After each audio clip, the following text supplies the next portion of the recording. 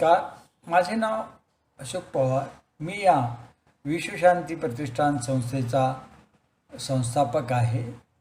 तसेच आजच्या पहिल्या आंतरराष्ट्रीय एकात्मता मानववाद ऑनलाईन परिषदेचा मुख्य निमंत्रकसुद्धा. याच नात्याने मी आपणा सर्वांचे हार्दिक स्वागत करतो. या कार्यक्रमात परिषद अध्यक्ष व विश्वमहात्मा आणि विश्वगुरू श्री डॉक्टर मधुसूदन घाणेकर तसेच उद्घाटक ज्येष्ठ साहित्यिक कांचन प्रकाश संगीत आणि काही मान्यवर विचारवंत कवी यांचे मौलिक विचार आपणास ऐकायला मिळणार आहेत. ज्ञानेश्वर माऊलीच्या संजीवन समाधीला 725 वर्षे होत असताना डॉक्टर घाणेकर सर या परिषदेला अध्यक्ष म्हणून लाभणे हा ज्ञानेश्वर माऊलीने दिलेला प्रसादच आहे असे मी मानतो. माझे हे निवेदन संपुष्टात आणत असताना आपल्या उपस्थितीबद्दल आपलं आभार मानतो व धन्यवाद देतो.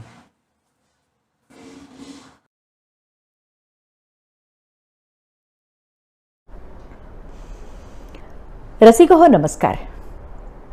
आंतरराष्ट्रीय एकात्मता मानवतावाद परिषद आणि ही पहिली परिषद, या पहिल्या कार्यक्रमाचं उद्घाटन करण्यासाठी उद्घाटक म्हणून आयोजकांनी मला निमंत्रित केलं, त्याबद्दल मी सर्वप्रथम त्यांचे मनपूर्वक आभार मानते. श्रोतेहो, मी कांचन प्रकाश संगीत, हो हे माझं पूर्ण नाव.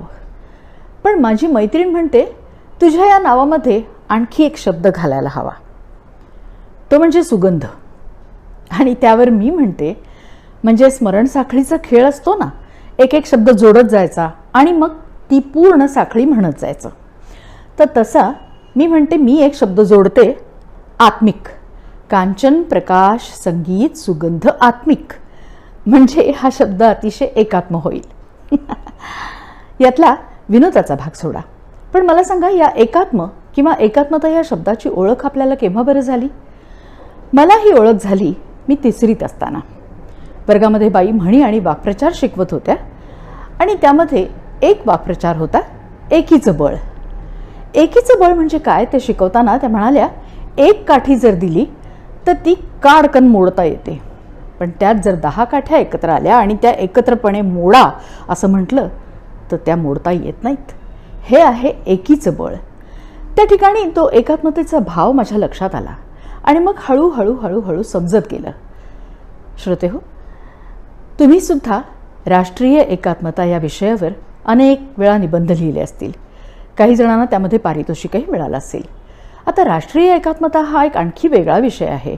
वेगवेगळ्या संस्कृती, वेगवेगळ्या भाषा, वेगवेगळे पोशाख, वेगवेगळे उच्चार, वेगवेगळे खाद्यपदार्थ, हे सगळं काही वेगळं वेगळं असताना आपण सगळ्यांनी एकत्रितपणे राहायचं आणि अतिशय आनंदाने, अतिशय विजयोल्लासाने आपला हा देश, आपलं राष्ट्र उभं करायचं. या ठिकाणी आहे अनेकतेमध्ये एकता, म्हणजे एकात्मता. पण एकात्मता ही एक आणखीन वेगळीच गोष्ट आहे. तिचा साक्षात्कार मला केव्हा झाला ते मी तुम्हाला थोडक्यात सांगते.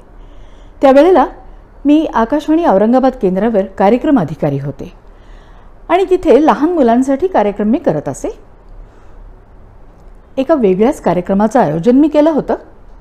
तो कार्यक्रम असा होता, बर्फ, पाणी, वाफ, दवबिंदू म्हणजे काय, खोकला, शिंक, उचकी, ढेकर म्हणजे काय, पानं, फुलं, फळं, काटे म्हणजे काय.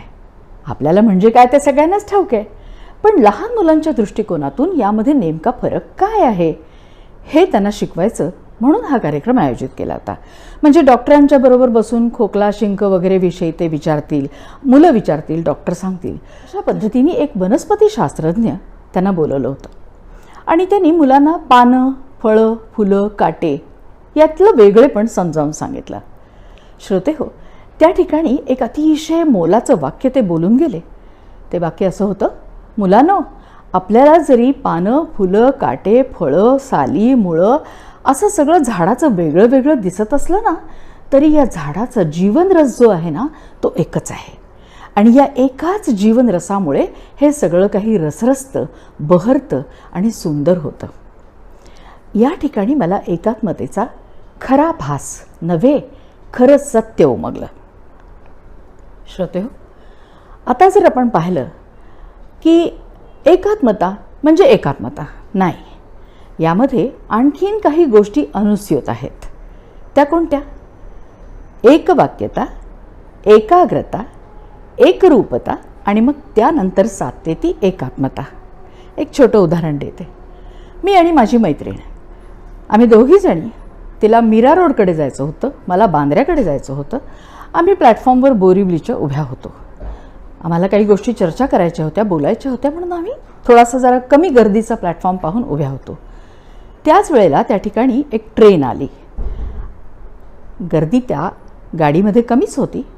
एक कृष्णवर्णीय तरुणी दारातच उभी होती. तिच्या खांद्याला पर्स होती. काही स्त्रिया उतरल्या, काही वर चढल्या. गाडी सुरू व्हायला आता काही एक क्षणांचा अवकाश आहे. अशा वेळेला आमचं लक्ष गेलं तेव्हा त्या तरुणीची मोठी तारांबळ उडालेली होती.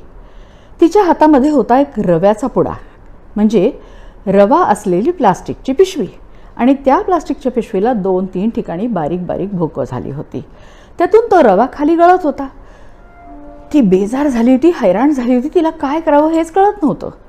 आणि एका क्षणाचाही विलंब न लावता माझ्या मैत्रिणीने आपली पर्स उघडली, पिशवीत असलेला डबा पिशवीतच पर्समध्येच टाकला आणि ती प्लास्टिकची पिशवी तिने काढली आणि धावत पळत जाऊन तिने ती पिशवी ट्रेनमध्ये फेकून दिली. त्या तरुणीने झडप घालून ती पिशवी उचलली. अतिशय आनंदाने आपल्या हातातला रव्याचा पुडा त्या पिशवीत ठेवला. ट्रेन तोपर्यंत सुटलेली होती, पण तिने डोकावून बघत आम्हाला हात हलवला. तिच्या चेहऱ्यावरचा आनंद, तिच्या चेहऱ्यावरची कृतज्ञता, काहीतरी विलक्षण होतं ते. बघा, तुम्ही म्हणाल काय रव्याची पिशवी, काय छोटासा प्रसंग. हो, प्रसंग छोटा आहे, पण ह्याच्यामधून काय झालं पहा. जेव्हा आमचं तिच्याकडे लक्ष गेलं तेव्हा माझ्या मैत्रिणीच्या मनात जे काही सुरू झालं त्याच्यात एकवाक्यता निर्माण झाली की या तरुणीला मदतीची आवश्यकता आहे. हे झाल्यानंतर तिच्या मनामध्ये आलं की आपण काहीतरी करायला पाहिजे. तिने उठून ती पिशवी दिली. एकवाक्यता, एकरूपता या ठिकाणी सिद्ध झाली आणि यातूनच ही एकात्मता, तिच्या मनाचं हिच्या मनाचं एकीकरण झालं आणि नेमकं काय करायला पाहिजे ते तिला सुचलं आणि तिने ते केलं. यातून तो प्रसंग, असे पाहायला गेलं तर छोटे छोटे छोटे छोटे प्रसंग कितीतरी आहेत, तुमच्या आयुष्यात आहेत, माझ्या आयुष्यात आहेत. आपण जर एकमेकांचं दुःख जाणलं, या हृदयीचे त्या हृदयी म्हणतात तसं जर काही ओतलं गेलं, जर काही स्वीकारलं गेलं तर कित्येक अनर्थ, कित्येक अन्याय टाळले जाऊ शकतात. रसिक हो, असे प्रसंग आपल्या सगळ्यांच्याच जीवनात येतात. आपल्याला कित्येकदा त्या संधी समजतच नाहीत आणि आपण वितंडा करतो, वाद घालतो, भांडण काढतो.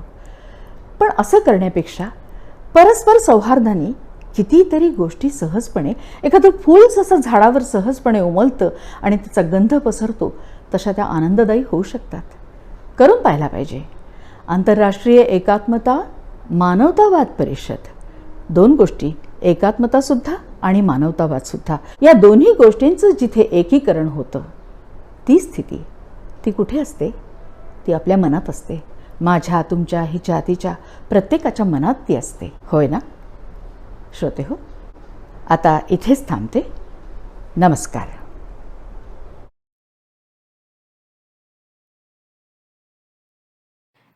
नमस्कार. मी कोमल माळी. मी पुणे येथे राहते. मी नॅशनल व्हीलचेअर बास्केटबॉल प्लेयर आहे. पहिली आंतरराष्ट्रीय एकात्मता मानवतावाद ऑनलाईन परिषद 2022, यामध्ये माझे मनोगत व्यक्त करण्याची इच्छा डॉक्टर मधुसूदन घाणेकर सरांनी केली. हे मी माझे भाग्य समजते. बळकट शरीरात बळकट मन असते आणि खेळामुळे हे शरीराचे आणि मनाचे आरोग्य लाभू शकते. त्यामुळे आयुष्यात खेळाला खूप महत्त्व आहे.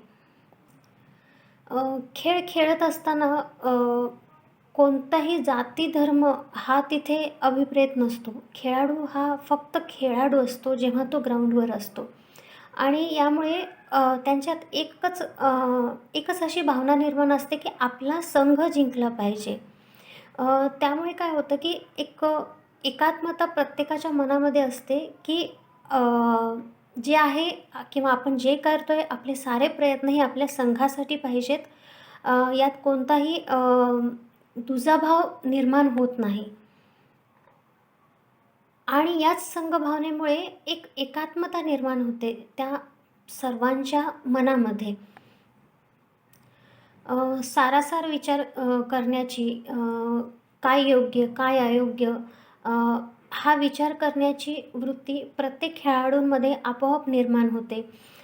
समजा एखादा खेळाडू काही त्याच्या वैयक्तिक त्रासामध्ये असेल किंवा त्याला इजा झाली असेल, तर जी संघभावना प्रत्येकाच्या मनात निर्माण असते त्यामुळे ते त्याची आपोआपच काळजी घेऊ लागतात.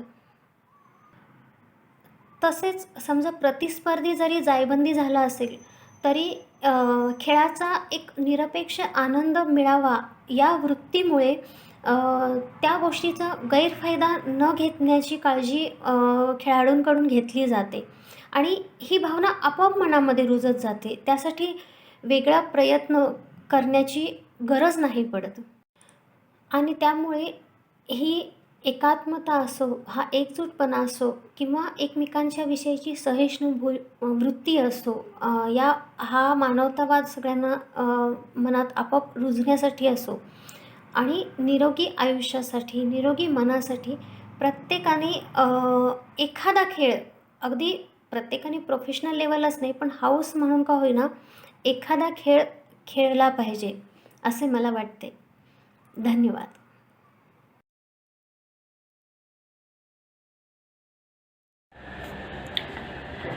नमस्कार, मी सविता महाडिक, विश्व शांती प्रतिष्ठान, आळंदी, पहिली आंतरराष्ट्रीय एकात्मता परिषद, माननीय अशोक पवार आणि माननीय डॉक्टर घाणेकर यांचे मी धन्यवाद मानते. एकात्मता, मानववाद हा विषय खूप गहन आहे. सर्वसामान्यांपेक्षा वेगळ्या अशा ह्या व्यक्ती असतात. ह्यांच्यामध्ये हा भाव असतो. मानवजातीच्या उद्धारासाठी ज्या व्यक्ती धर्म, रूढी, चाली यांचा योग्य वापर कशासाठी करावा याचा अर्थ सांगतात, अशाच व्यक्तींना आपण संत म्हणू शकतो. अशा संत व्यक्ती राष्ट्राच्या कार्यासाठी जेव्हा ते कार्य करत असतात तेव्हा आपण त्यांना राष्ट्रीय संत असे म्हणू. पुण्यनगरी ही संतांची नगरी आहे. त्याच्यामध्ये संत तुकाराम, ज्ञानेश्वर महाराज असे कितीतरी संत होऊन गेले. रामदास स्वामी, तुकाराम महाराज, स्वामी विवेकानंद यांना तर राष्ट्रीय संत असेच म्हणतात. आपल्या राष्ट्रासाठी जनमनात जनजागृती करणे हे यांचे कामच आहे. विश्वबंधूचा एक परिपूर्ण नवीन संदेश जगाला देणाऱ्या व्यक्ती आपल्याला नेहमी आनंदी राहावे असे शिकवतात. कोणत्याही परिस्थितीला सामोरे जावे, तसेच कोणत्याही परिस्थितीला कसे सामोरे जावे आणि कुठलीही परिस्थिती कशी स्वीकारावी हे आपल्याला ते सातत्याने सांगत असतात. कोणतीही वेळ व कोणताही काळ कसा स्वीकारावा हे महत्त्वाचे.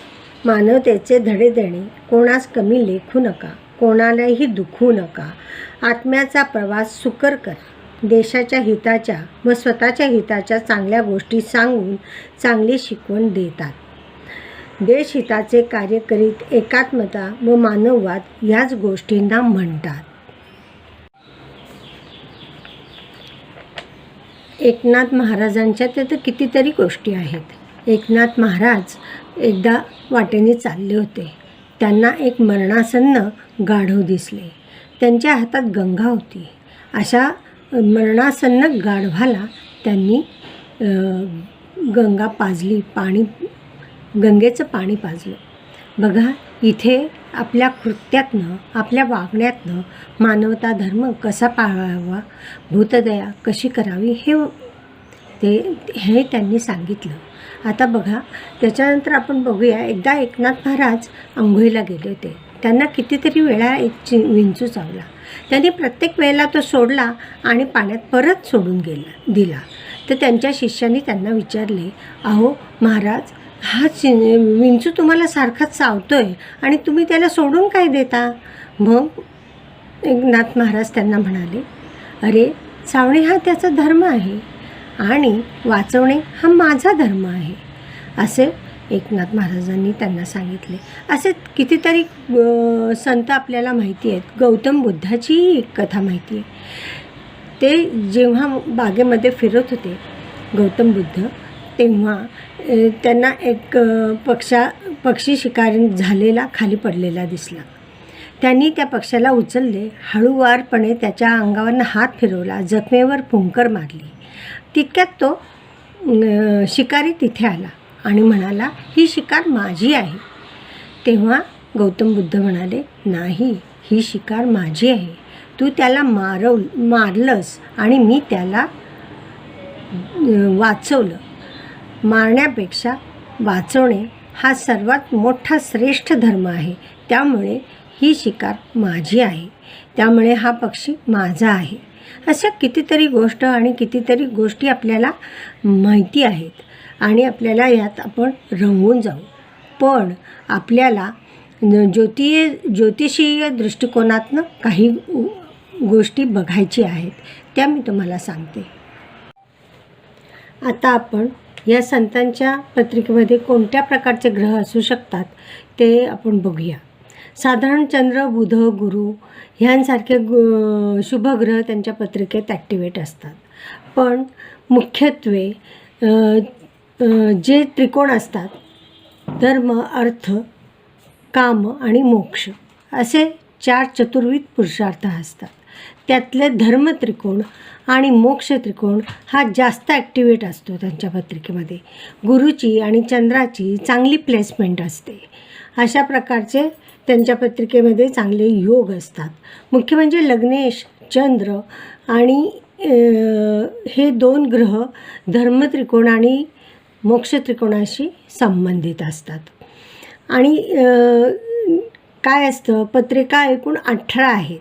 त्यातल्या D1 आणि D20 ह्या 2 पत्रिका आपण जेव्हा बघतो तेव्हा D1वरनं तुमचं कॅरेक्टर कळतं, तुमचा चेहरा कळतो, तुमच्या चेहऱ्यावरचे भाव कळतात, तुमच्या मनातला भाव काय आहे तो कळतं. म्हणजे आपल्याला कळतं की नाही, आपल्या चेहऱ्यावर राग आहे, लोभ आहे, हे सगळ्या गोष्टी जशा कळतात तसंच या D1वरनं तुमचा स्वभाव कळतो, तुमचं व्यक्तिमत्व कळतं, मनाचे आतले विचार कळतात. असा हा D1 चार्ट आहे. D20 जो चार्ट आहे तो उपासनेचा आहे.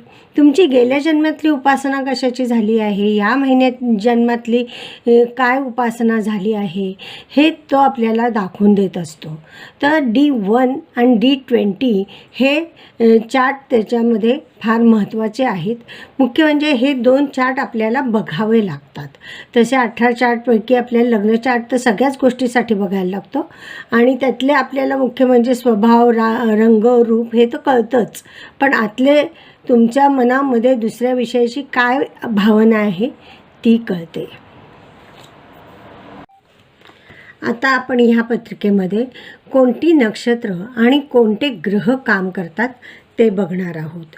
आता नक्षत्र म्हणताना काही जी नक्षत्र आहे ती ठराविकच नक्षत्र आहे. अश्विनी, पुनर्वसू, अश्लेषा, विशाखा, ज्येष्ठा, मूळ, उत्तराषाढा, रेवती, पूर्वा भाद्रपदा ही नक्षत्र काम करतात. 6, 8, 12 ह्या स्थानातली ग्रह काय करतात तर तपस्या करतात. तपस्येला तुम्हाला तपस्या तुमच्याकडनं करून घेतात. म्हणजे कष्ट, स्ट्रगल हे जे काही करायचं असतं, म्हणजे तपस्या करण्याला किंवा ध्यानधारणेला हे उत्तम ग्रह असतात. 6, 8, 12तले ग्रह हे काम करत असतात. त्याच्यानंतर आपण बघूया ग्रह. ग्रह म्हणजे आता 9 ग्रह आहे. सूर्य काय काम करतो? सूर्य तर आत्माच आहे. आत्म्याची ओढ ही परमात्म्यासाठी लागणं हे सूर्याचं काम आहे.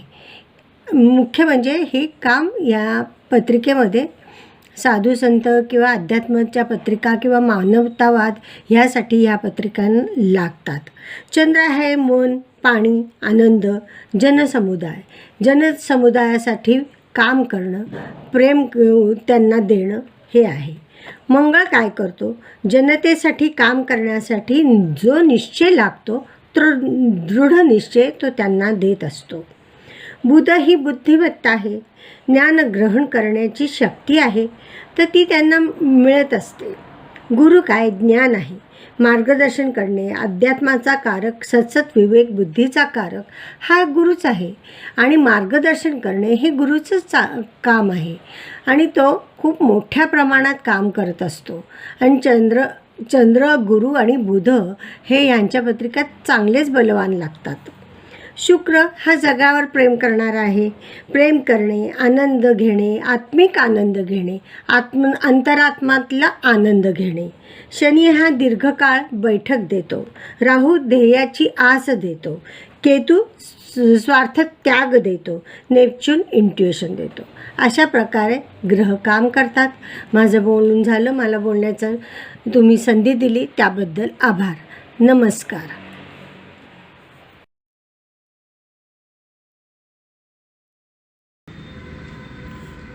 मी प्रमोद प्रभू, भारत विकास परिषद मध्य पुणे सारसबाग शाखेचा सचिव या नात्याने आज एकात्मता विषयावर काही विचार मांडणार आहे. भारत विकास परिषदेची स्थापना 1963मध्ये झाली.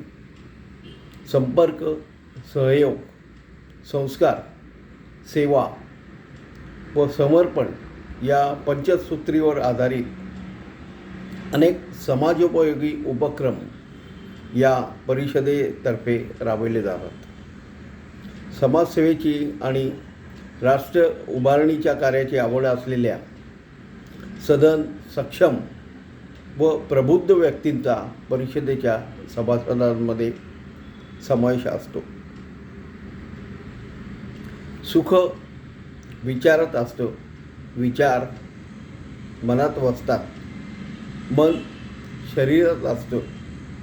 शरीराला मर्यादा असतात.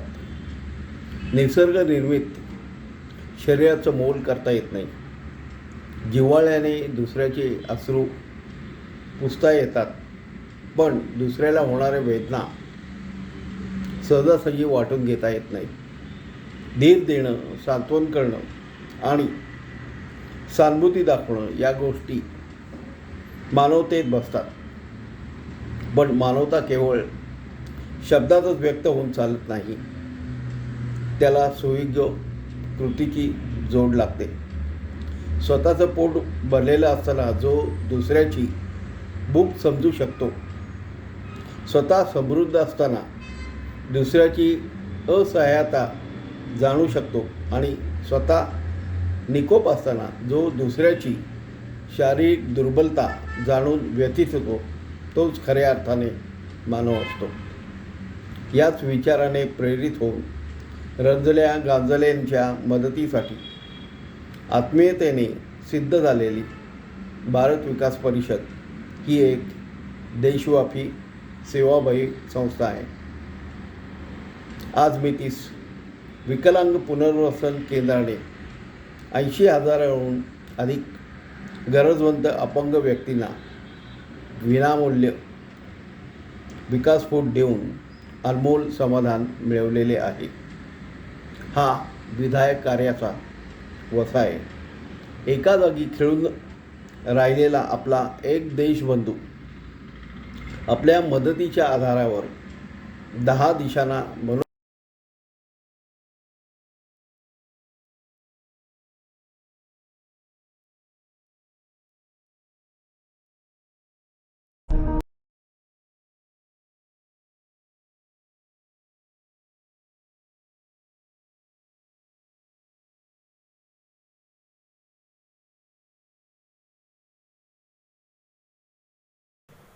विश्वशांती प्रतिष्ठान आळंदी आयोजित पहिल्या आंतरराष्ट्रीय ऑनलाईन एकात्मता मानववाद परिषद 2022 मध्ये एकात्मता या विषयावर मी प्राध्यापक नागेश सोपान हुलावळे मुंबई या ठिकाणाहून माझी एकात्मता ही काव्यरचना सादर करत आहे. एकात्मता स्मरण करू बलिदान भूमिपुत्रांचे, श्वासाश्वासात फुलवू बंध नात्यांचे. स्मरण करू बलिदान भूमिपुत्रांचे, श्वासाश्वासात फुलवू बंध नात्यांचे. करुण दूर मनाचा भेदभाव, हृदयी जपू सदैव बंधुभाव. हृदयी जपू सदैव बंधुभाव. जरी आपल्या असतील बोली भाषा अनेक, जरी आपल्या असतील बोली भाषा अनेक, आपल्या सर्वांची भारत माता मायभूमी एक. आपल्या सर्वांची भारत माता मायभूमी एक. सप्तरंगांची उधळण करू नभात, सप्तरंगांची उधळण करू नभात. स्वातंत्र्याचा अमृत महोत्सव घराघरात, स्वातंत्र्याचा अमृत महोत्सव घराघरात. हिमालयाची असे आपुली छाती, हिमालयाची असे आपुली छाती. सह्याद्रीची ढाल घेऊनी हाती. सागराची अथांग हृदयी देशभक्ती. मायभूमी रक्षणा पणाला लावू शकती. मायभूमी रक्षणा पणाला लावू शकती. देश आपुला असे विश्वात महान, महान संस्कृतीची ही भूमी खान. कर्तव्यनिष्ठ अन कणखर आपला बाणा. स्वातंत्र्यवीराच्या पराक्रमाला जाणा, स्वातंत्र्यवीरांच्या पराक्रमाला जाणा. महासत्तेचे स्वप्न उतरण्या सत्यात, लहरे तिरंगा वाऱ्या सवे गगनात. प्रत्येक श्वासात उतरवू मानवता. आपल्या हृदयी जपू सदा एकात्मता. आपल्या हृदयी जपू सदा एकात्मता. विश्वशांती प्रतिष्ठान आळंदी आयोजित पहिल्या आंतरराष्ट्रीय ऑनलाईन एकात्मता मानवतावाद परिषदेमध्ये मला सहभाग घेण्याची संधी मिळाली. याबद्दल मी आयोजकांचे मनापासून धन्यवाद व्यक्त करतो. जय हिंद.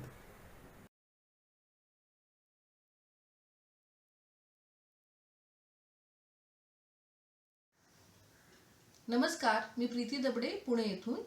विश्वशांती प्रतिष्ठान आळंदी आयोजित पहिली आंतरराष्ट्रीय ऑनलाईन एकात्मता मानववाद परिषद 2022 साठी मी लिहिलेल्या माझ्या 2 कविता सादर करीत आहे. कवितेचे नाव आहे चारित्र्य. चारित्र्य असावे शुद्ध, वेळच येऊ नये करण्यास ते लोकांसमोर सिद्ध. चारित्र्य न डागाळलेले, आरशासारखे असावे लख्ख, स्वतःच्या मानसिकतेने शिस्तीत जपलेले. चारित्र्य चांगल्या विचारांचे, अंतःकरणातून विश्वासाने जपलेले, नाना पैलू अस्तित्वयाचे. चारित्र्य देई योगदान, समाजात शांतता राखुनी होई प्रगती वाढवी मान. चारित्र्य संयम ठेवी, चांगल्या पथावर नेई सुसंगत स्थिर नैतिक बनवी. चारित्र्य चांगले नसता क्रोध मत्सर अंगी, येऊनी पसरवी सामाजिक अशांतता. माझी दुसरी कविता आहे सर्वधर्म समभाव. मी उच्च जातीचा आहे सर्वश्रेष्ठ, दुसऱ्यास हिणवी तू कनिष्ठ. धर्मभाव देशाला लागलेली कीड, वाढवी आर्थिक चिंता चिडचिड. रक्ताचे नको रस्त्यावर तांडव, रक्ताचे नसो रस्त्यावर तांडव. रक्तदान शिबिराचे बांधूया मांडव. रक्ताचा रंग साऱ्यांचा लाल, का करायचे असे हाल. होत चालली अमानुष वृत्ती, नको बदलायला धर्मासाठी नीती. कधी होणार धर्मभेदाचा अंत, ह्याची वाटे मोठी खंत. थांबवा सारे दंगे मारामारी, ह्याच फक्त तुम्ही आम्हीच तारी. जाती धर्माचा हा खेळ थांबवा, सर्वधर्म समभाव भावना मनी रुजवा.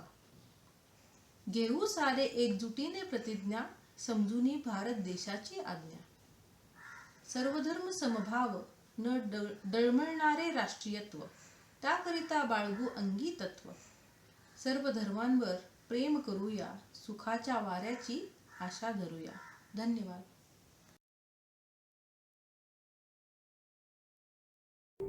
नमस्कार, मी रुचा थत्ते. कवितेचं शीर्षक आहे अद्वैत आणि मला असं वाटतं हा विचार प्रत्येकाच्याच मनात कधी ना कधी येऊन गेला असेल, तर नक्की ऐका.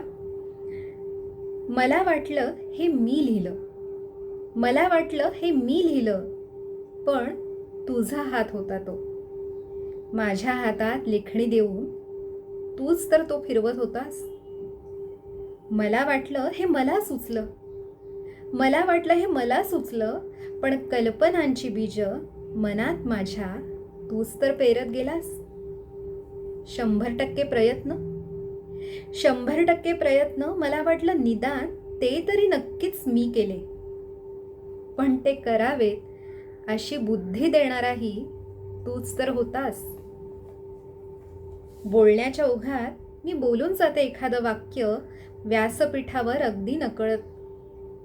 बोलण्याच्या ओघात मी बोलून जाते एखादं वाक्य व्यासपीठावर अगदी नकळत. मग टाळ्या मिळतात त्या या देहाला, पण मग जाणवतं माझ्यातून उच्चारणारा तो तूच तर होतास. मी इच्छा करावी आणि तू तथास्तु म्हणावंस, मी इच्छा करावी आणि तू तथास्तु म्हणावंस. मला भीती वाटावी आणि तू कुणाच्या रूपात सहज सावली व्हावंस. हेच तर घडत आलंय आजवर. भरभरून दिलंस तू, भरभरून दिलंस तू, पुढेही देशील. असंच माझं बोट धरून पुढे पुढे नेशील. तू नेशील तशीच चालत जाईन वाट, तू नेशील तशीच चालत जाईन वाट. मग काय होईल, कसं होईल, मन आता नाही खात. आता वाटतं ते एकच, आता वाटतं ते एकच, मी म्हणजे देह ही जाणीवही जावी गळून. आता वाटतं ते एकच, मी म्हणजे देह ही जाणीवही जावी गळून. मी आणि तू यातील अद्वैत लवकरच यावे कळून, मी आणि तू यातील अद्वैत लवकरच यावे कळून. धन्यवाद.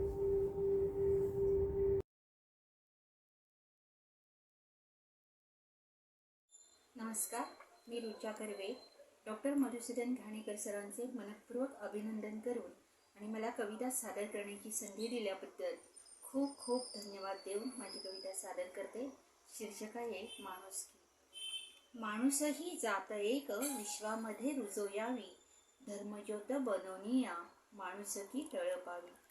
नसो वृद्धाश्रम आणि पाळणा घर नसावे, होण्या गोकुळ घराचे हे मानबिंदू असावे.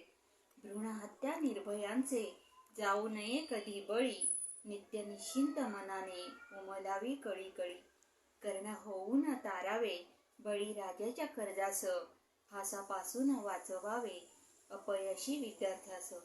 दुःखास्तव इतरांच्या श्वास श्वास कामी यावा, देण्या शांती समाधान देह चंदनाचा व्हावा, देह चंदनाचा व्हावा. धन्यवाद.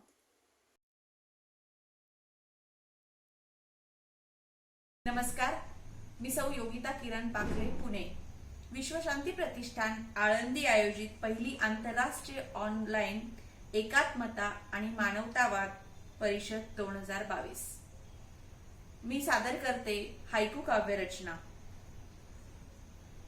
अनाथ पोर घेतलं पदरात, अनाथ पोर घेतलं पदरात, अश्रू डोळ्यात. थरथरला हात हाती देताना, थरथरला हात हाती देताना वृद्धाश्रमात. तिरंग्याखाली जमला सारा गाव, तिरंग्याखाली जमला सारा गाव, एकात्म भाव. पंढरपुरी मेळा वारकऱ्यांचा, पंढरपुरी मेळा वारकऱ्यांचा, ध्यास विठूचा. इवले पक्षी फांदीवर बसले, इवले पक्षी फांदीवर बसले, झाड हसले. गणेशोत्सव भक्तगण जमले, गणेशोत्सव भक्तगण जमले, गोकुळ झाले. धन्यवाद.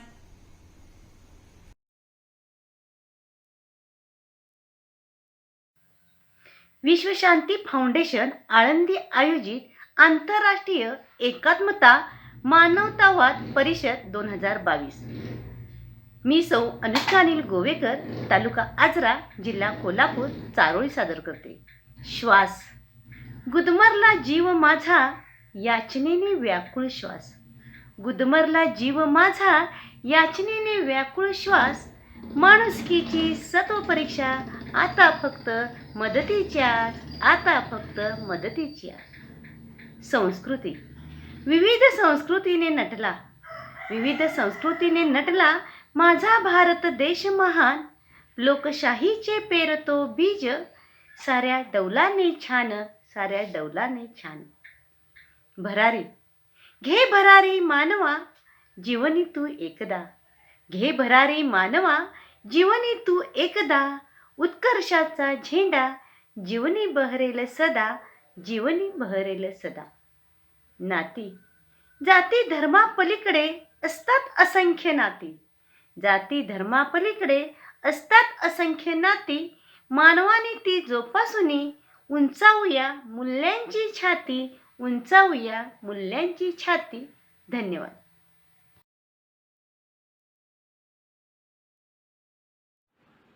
नमस्कार, मी सरिता कळढोणे, शिवजन्मभूमी जुन्नर या ठिकाणी राहते. विश्वशांती प्रतिष्ठान आयोजित पहिली ऑनलाईन आंतरराष्ट्रीय परिषद संपन्न होत आहे. या निमित्ताने मी काही चारोळ्या आपल्यासमोर या विषयावर सादर करीत आहे. पहिली चारोळी आहे, सारे विश्व माझे घर. सारे विश्व माझे घर, एकात्मतेने राहू सारे. एकात्मतेने राहू सारे. भारताची शान वाढवू, भारताची शान वाढवू. प्रगतीचे वाहील वारे, प्रगतीचे वाहील वारे. दुसरी चारोळी, माणसासारखे माणूस बनूया. माणसासारखे माणूस बनूया. राखूया सारे देशाची शान.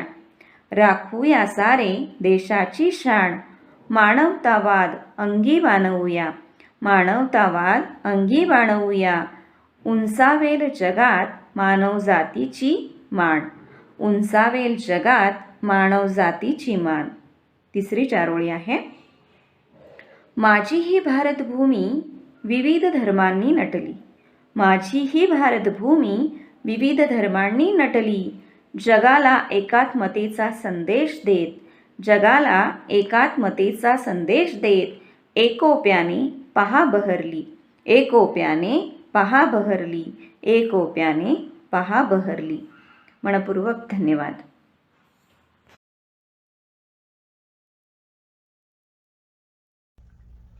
नमस्कार, मी तनुजा प्रधान. सध्या वास्तव्य अमेरिकेत आहे. विश्वशांती फाउंडेशन संस्थेतर्फे होणाऱ्या पहिल्या आंतरराष्ट्रीय एकात्मता मानववाद ऑनलाईन परिषदेत मला सहभाग घेण्याची संधी दिल्याबद्दल मनस्वी आभार. परिषदेचे अध्यक्ष माननीय डॉक्टर मधुसूदन घाणेकरजी, विश्वशांती प्रतिष्ठानचे संस्थापक माननीय श्री अशोक पवारजी, उद्घाटक माननीय सौ कांचन प्रकाश संगीतजी, सूत्रसंचालक डॉक्टर योगेश जोशीजी तसेच सर्व उपस्थित मान्यवरांना माझा नमस्कार. माझ्या पहिल्या कवितेचे शीर्षक आहे माणुसकी. माणुसकीने जगा, माणुसकीने वागा, शिकवण दिली जाते माणुसकीला जगा. लहानपणी शिकलेले मोठेपणी विसरतो, तहानलेल्याला सुद्धा पाणी द्यायला कचरतो. भुकेने बिचारे तडफडत भीक मागत बसतात, अन्नासाठी दाही दिशा वणवण फिरत राहतात. खरे कोण खोटे कोण आपण ह्याच विचारात जीवाची किंमत मोजतोय हिशोबांच्या आकड्यात. घरात सुद्धा उठवत नाही मदतीला हात आपला, दुखण्यात कामे करतात ते दिसत नाही कोणाला. दुसऱ्याच्या अस्तित्वाची कोणाला आहे इथे किंमत, जिथे बघावे तिथे फक्त स्वार्थापोटी दाखवी हिंमत. थोडी तरी लाज वाटू द्या, माणूस म्हणून बघा त्यांना, तुमच्यासारखा जीव त्यांचा, थोडे सांभाळा एकमेकांना. तुमच्यासारखा जीव त्यांचा, थोडे सांभाळा एकमेकांना. धन्यवाद. पुढच्या कवितेत मुक्या जीवांची व्यथा सांगताना माणसाचा व्यवहार पहा हं. शीर्षक आहे मुक्या जीवांची व्यथा. माणसाला वरदान वैखरीचे लाभले जे, दुर्दैव इतर जीवांचे ज्यांना नाही भेटले ते. मुक्या त्या जीवांची व्यथा समजून कोणी घेईल का? भावना डोळ्यातल्या त्या ओळखून न्याय देईल का? काळजाला भिडणारा कोणी आक्रोश ऐकला, मानवाचे बोल बोले ऐसा प्राणी न जाहला. झाडे वेली पशु पक्षी आळ्या किडे हरवले, स्पंदनात जाणीवांच्या त्यांचे आवाज दडले. भाषा त्यांची समजेना अत्याचार चालवले, मुक्या किंकळ्यांचे सर्व धनी पापाचे जाहले. मूकपणे देत गेले जीव सारे धरणीचे, थांबवले मनुष्याने नाही ओरबाडण्याचे. दुःख त्यांचे बघवेना अवकाशी दुःखी तारे, गाळताना आसवांना घोंगावते नभिवारे. स्वार्थापोटी जीव घेण्या मुक्या जीवांना छळतो, धरतीच्या कुशीतले पहा लचके तोडतो. धरतीच्या कुशीतले पहा लचके तोडतो. धन्यवाद.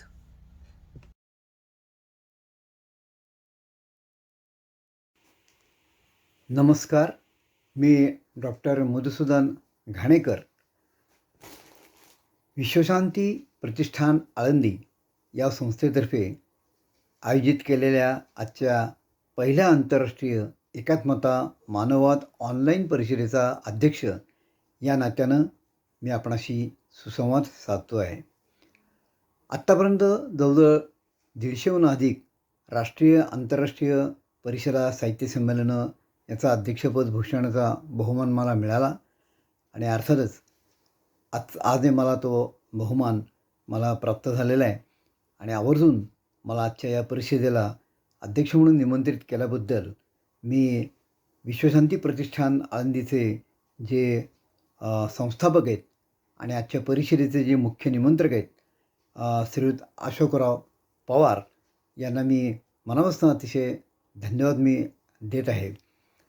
या परिषदेचं एक वैशिष्ट्य असं की ज्ञानेश्वर माऊलींच्या संजीवन समाधीचं हे 725वं वर्ष आहे आणि त्याचं औचित्य साधून आज ही विश्वशांती प्रतिष्ठानतर्फे आंतरराष्ट्रीय एकात्मता मानववाद ही ऑनलाईन परिषद आयोजित केलेली आहे आणि त्याबद्दल मी जे मुख्य निमंत्रक आहेत, संयोजक, आयोजक, विश्वशांती प्रतिष्ठानचे जे कार्यकर्ते आहेत त्यांना सर्वांना मी अतिशय मनापासून धन्यवाद देतो. आणि आजची जी परिषद आहे या परिषदेच्या निमित्तानं एकात्मता म्हणजे नेमकं काय आणि मानववाद, एकात्मता आणि मानववाद या संदर्भात संपूर्ण विश्वामध्ये समाजामध्ये कशाप्रकारे त्याची सांगड घालता येईल आणि कल्याणाची संकल्पना कशा पद्धतीने साकार करता येईल या दृष्टिकोनातून विचार करण्याचं प्रयोजन या आजच्या या परिषदेचं आहे. आजच्या या परिषदेमध्ये उद्घाटक म्हणून आपल्याला माननीय सौभाग्यवती कांचन प्रकाश संगीत या आपल्याला लाभल्या. अत्यंत ज्याला म्हणता येईल की ज्येष्ठ साहित्यिक आहेत, विचारवंत आहेत, अत्यंत व्यासंगी असं त्यांचं व्यक्तिमत्व आहे.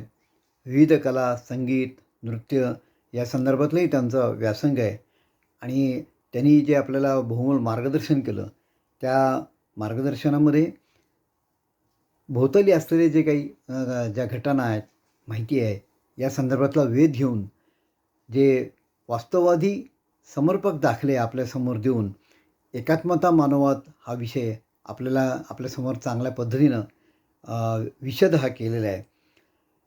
आणि असे विचारवंत, असे ज्येष्ठ साहित्यिक यांचं मार्गदर्शन हे समाजाला अतिशय मोलाचं ठरत असतं. कारण ते एका उच्च आदर्शवादातून त्या दृष्टिकोनातून समाजाकडे पाहत असतात, विश्वाकडे पाहत असतात आणि त्यामुळे त्यांचे जे विचार आहेत, त्यांचा जो आदर्शवाद आहे, त्या आदर्शवादाचं चिंतन मनन समाजाने करावं, या विश्वाने करावं या दृष्टिकोनातून त्यांच्यावरती एक मोठ्या प्रमाणात ती जबाबदारी असते.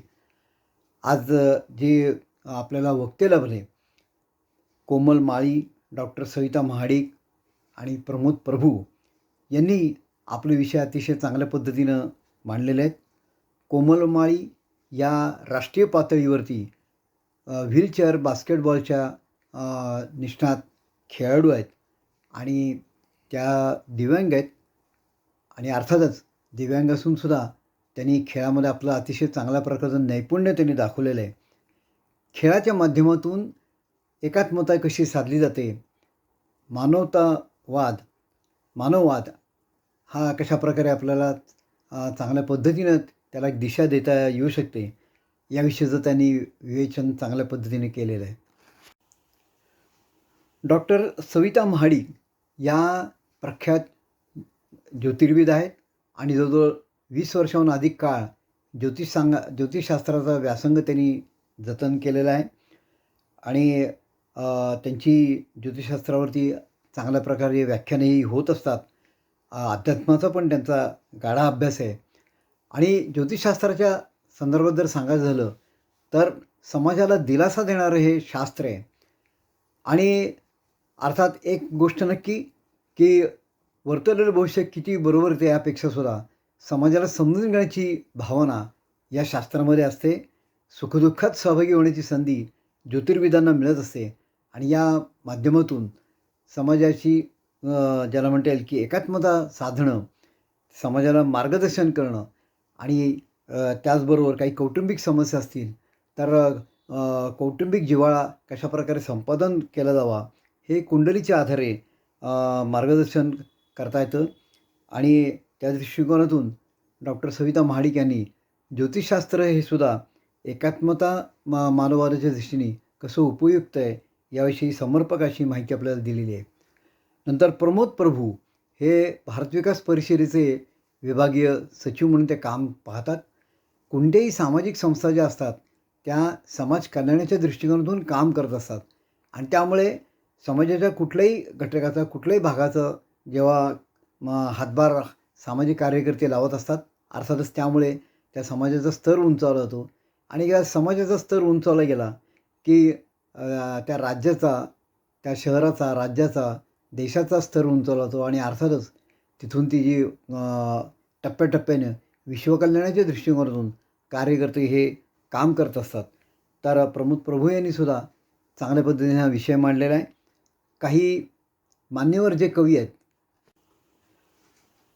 प्राध्यापक नागेश हुलावळे, तनुजा प्रधान तर अमेरिकेमध्ये असतात, त्यामुळे तिथल्याही त्यांनी अनुभूतीच्या जे काही अनुभूती आहे त्यानुसार त्यांनी आपल्या काव्यातून एक चांगला ज्याला म्हणता येईल की समाजाला आत्मज्ञान देण्याचा त्यांनी प्रयत्न त्या करत असतात.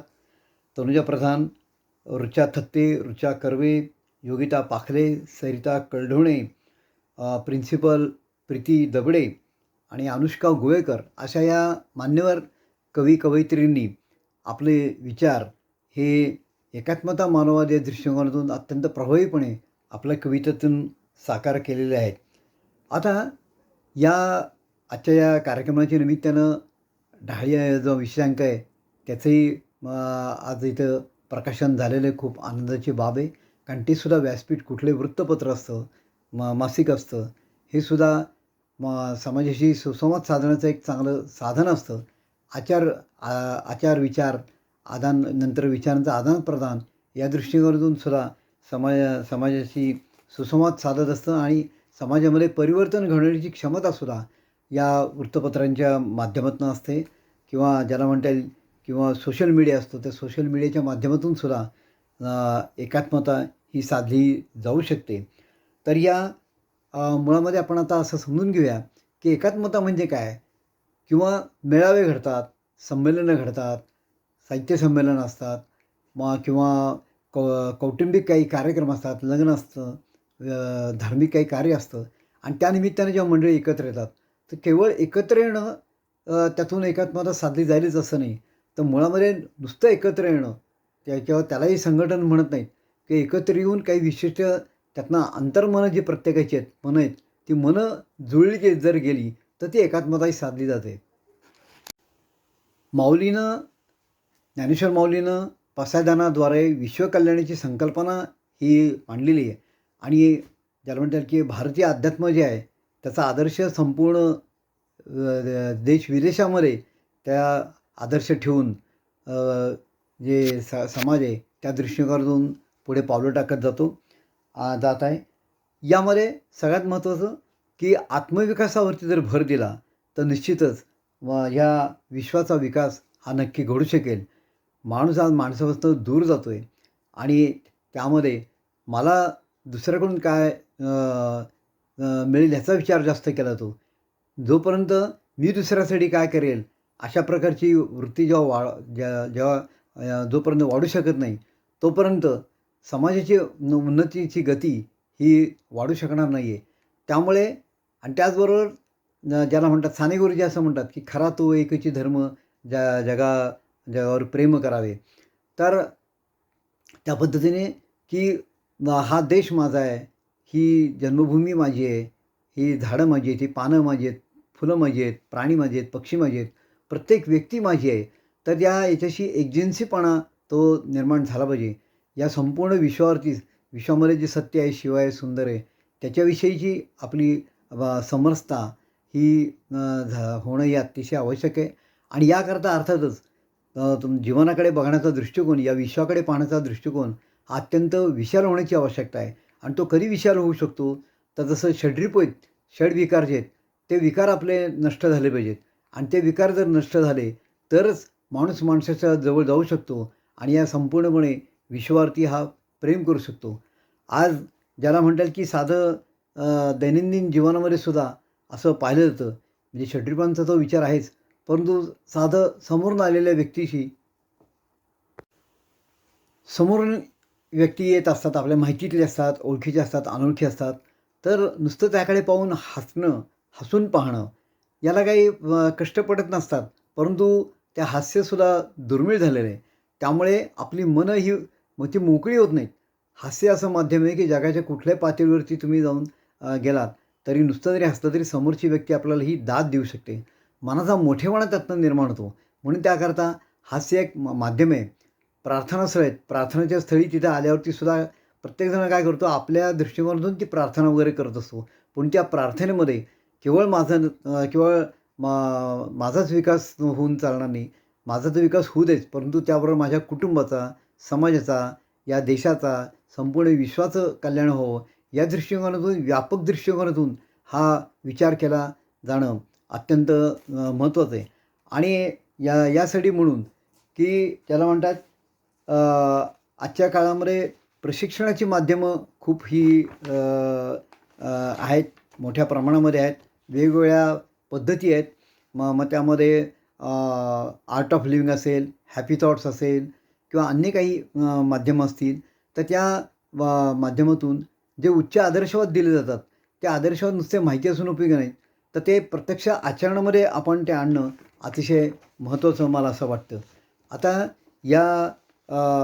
त्यामुळे एक मी त्याच्यामध्ये असं नक्की सांगू शकेन की याचं 5 जणांच्या जो पूर्णपणे जो आशय आहे त्या दृष्टिकोनातून म्हणजे आपल्याला एक ते गीत आपण एक गाणं म्हणायचं बघा, संत ज्ञानेश्वर चित्रपटातलं, ज्योत से ज्योत जगाते चलो, हे जे गाणं आहे, प्रेममुखी गंगा बहाते चलो, या प्रकारचा जो संदेश त्या गाण्यामधनं दिलेला आहे. त्या पद्धतीनं प्रत्येकाने आपलं जे प्रेम जे आहे ते ज्या वहन पद्धतीने म्हणतात की त्या प्रेमाच्या ज्योतीतून सारं विश्व उजळून हे निघालं गेलं पाहिजे. आणि त्याकरताच प्रेमभावना, सद्भावना ही अधिक वृद्धिंगत ठेवणं अतिशय महत्त्वाचं आहे. आणि त्यात गाण्यावरनं मला अशा 4 ओळी अशा सांगाव्याशा वाटतात की चला मानवी मनाचे एक एक बिंदू शोधूया, एक एक गुंफत सुंदर विश्व बनवूया. या आजच्या या परिषदेच्या निमित्तानं मी आणखीन एक कविता आपल्यासमोर मी सादर करतो. दिवस होती की रात्र होती आठवत नाही मला, मी क्षितिजाच्या दिशेने प्रवास सुरू केला, मी अनवाणी होतो पण तळपाय बोथट होते, रस्त्याचा स्पर्श जाणवला नाही, पक्ष्यांची घरटी आनंदी दिसली, जे जलाशय दिसले ते शांतच दिसले, गर्द हिरवी झाडे ध्यानावस्थेत उभी होती, वाटेत लागणाऱ्या गावं शहरातील दुःखितांचे कुणीतरी अश्रू पुसल्यावर त्यांच्या चेहऱ्यावर स्मितरेषा दिसत होत्या. गावं मौनात होती, शहरं मौनात होती, आकाशे निद्रिस्त, धर्मस्थळांजवळून जाताना उजळू लागला अंतर्मनाचा गाभारा. त्या गाभाऱ्यात काहीसा संभ्रमावस्थेत बाहेरची वाट शोधताना बंद होत गेली एक एक मनाची कवडं आणि लागले माझे ब्रह्मध्यान. तर अशा प्रकारे ध्यान हे सुद्धा केलं गेलं पाहिजे. आत्मचिंतन केलं पाहिजे. स्वतःमध्ये डोकवून पाहिलं गेलं पाहिजे आणि जे काही आपल्यातले जे दुर्गुण असतील ते दुर्गुण कसे कमी होतील याकडे विचार केला गेला पाहिजे. समाजाकडे आपण सकारात्मकतेच्या दृष्टिकोनातून पाहिलं गेलं पाहिजे. दुसऱ्यातलं जसं साधू संत असं सांगतात की कुठलंही फळ चाकताना त्यातली गर घ्यावं, फळ आणि साली टरफळ टाकून द्यावी.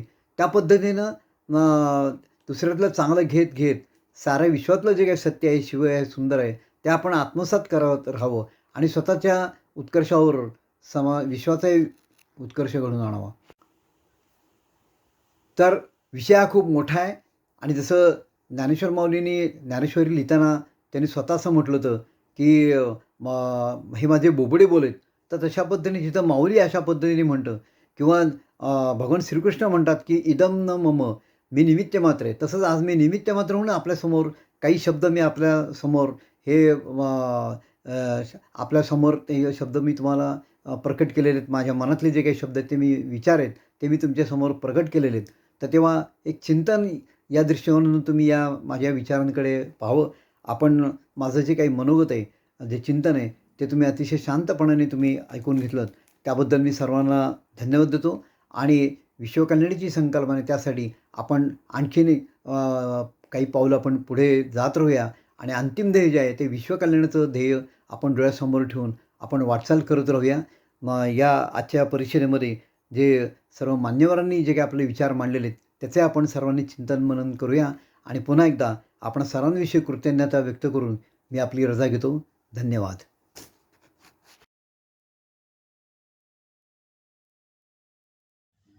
नमस्कार, मी आम्रपाली धेंडे.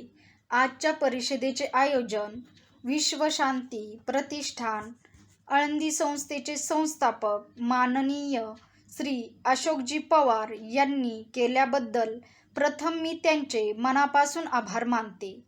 आंतरराष्ट्रीय कीर्तीचे विचारवंत विश्वमहात्मा डॉक्टर मधुसूदन घाणेकर यांनी अध्यक्षस्थान भूषवून एकात्मता आणि मानववाद संदर्भात सर्व साधकांना मौलिक मार्गदर्शन केल्याबद्दल मी त्यांच्याबद्दल कृतज्ञता व्यक्त करते.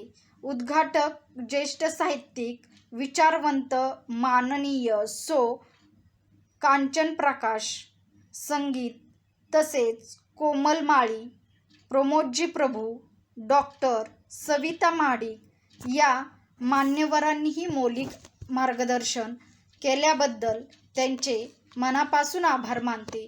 ऋचा थत्ते, ऋचा कर्वे, अनुष्का गोवेकर, सरिता कलढोणे, योगिता पाखले, प्राध्यापक नागेश हुळावळे, प्रिन्सिपल प्रीती दबडे आणि अमेरिकेच्या तनुजा प्रधान यांनी आपल्या आशयघन कवितांनी काव्यसंमेलनाची शोभा वाढवली. त्याबद्दल सर्व प्रतिभावंतांचे आभार मानते. आपल्या मधुर आवाजात पसायदान सादर केल्याबद्दल सुमन बोरकर यांचेही मी मनापासून आभार मानते. डॉक्टर योगेश जोशी यांनी प्रभावी सूत्रसंचलन केल्याबद्दल त्यांचे आभार मानते. सर्व साधक श्रोते तसेच परिषदेला प्रत्यक्ष अप्रत्यक्षरित्या सहकार्य करणाऱ्या सर्वांचे आभार मानते. धन्यवाद.